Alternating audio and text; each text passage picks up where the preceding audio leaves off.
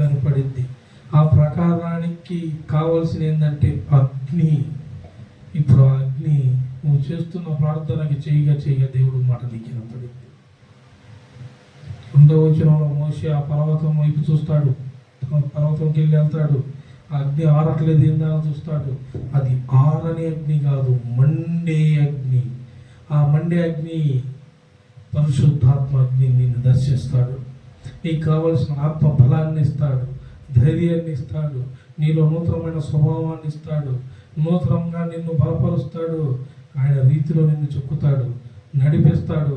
అప్పుడు దాకా నీకు అడ్డుగా ఆటంకాలు ఉన్నాయి, ఇక ఉండవు. ఎందుకంటే నీకు అగ్ని ప్రకారముగా ఉన్నది. పరిశుద్ధాత్మ అగ్ని నీలో ఉండగా, నీకు తోడుగా ఉండగా ఇక నీకు ఏ సమస్య రాదు.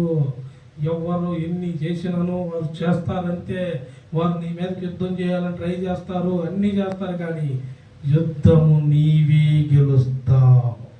హల్లెలూయా. దేవుడు నిన్ను గెలిపిస్తాడంతే. ఆమేన్. దేవుడు నిన్ను తోడుగా ఉండి నడిపిస్తాడు.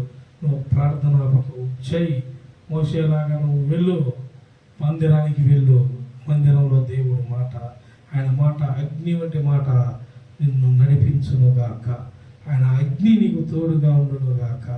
నీ శత్రువులు సైతము, విరోధులు సైతము సమస్తము నీకు ముందు నీకు కనపడరు. హల్లెలూయా.